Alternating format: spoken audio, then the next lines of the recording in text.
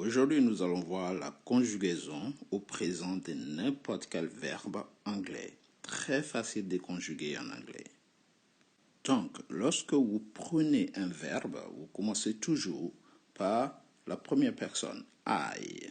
I, qu'on a vu la dernière fois pour les prononciations. I eat. Donc, on va prendre le verbe manger. Donc, vous allez dire I eat.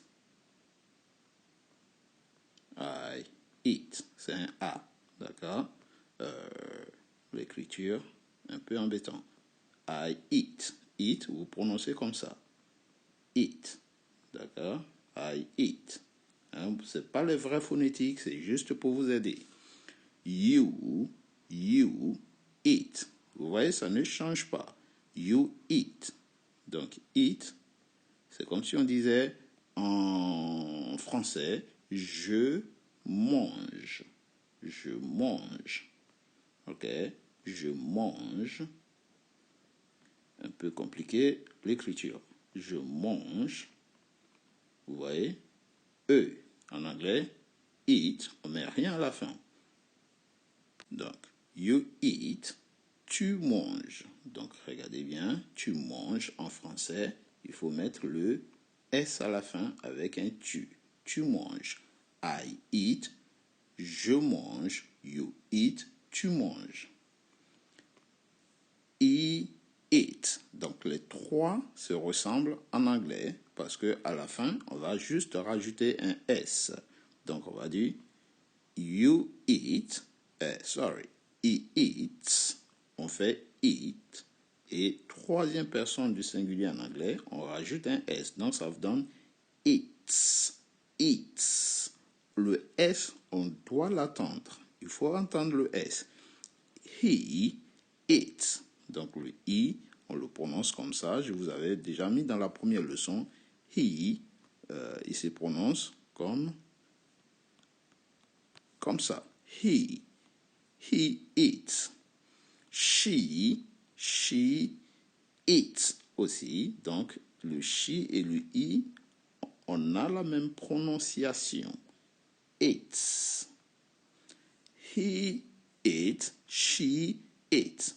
She, c'est pour les filles. Donc, c'est pour le féminin. He, il mange. Ok, un E. Elle, ici, she. She, c'est elle. She eat. Elle mange. La même chose. It, c'est pour les objets et les animaux. Donc, le chat, on va dire it, eats. Donc, pareil, les objets et les animaux. Le it, il est au singulier. Donc, on rajoute un S ici. Et c'est la même chose. C'est il ou elle. Parce qu'il peut avoir des chiens, mais aussi des chiennes. Donc, il, it, ou bien elle, it, mange. La même chose, on rajoute un E. On revient ici au pluriel. Donc, we eat, vous allez voir, le S disparaît. Ok, we eat, nous mangeons. We, c'est nous. Nous mangeons. Donc, we eat, mangeons, avec O-N-S. D'accord? Donc, nous mangeons O-N-S. En anglais, il n'y a rien. Vous voyez, le verbe reste le même, quel que soit le verbe. Hein? I eat, il est là. You eat, il est là. À part le he, she, it, où on rajoute juste un S, tous les autres, we eat, le verbe, il revient à l'identique, il est là. You eat, you, c'est vous. Ici, on est dans le vouvoiement. Hein? You. Ok, c'est la prononciation, je vous aide pour bien prononcer. Eat. You eat, vous mangez. Donc là, on va dire vous mangez avec un EZ. Avec vous, EZ. Et je vous ai bien dit, il faut zozoter. Hein? V eat. Ici, ici, they eat. Il au pluriel, le they, c'est il au pluriel, ou bien elle au pluriel. Les deux mangent avec, à la fin, E-N-T. E-N-T. Donc, regardez bien. Ma démonstration, c'est pour vous montrer que c'est très facile de conjuguer en anglais que en français. Parce qu'en français, il faut respecter les terminaisons E, ES, E, ONS, ONS, EZ, ENT.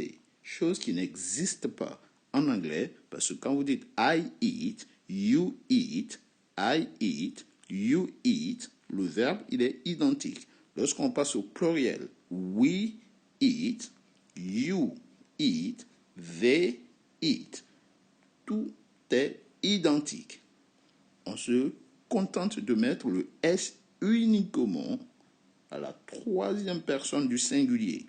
He, she, ici, la prononciation de she, it, et là, le S. C'était pour vous faire la démonstration de la conjugaison au présent en anglais.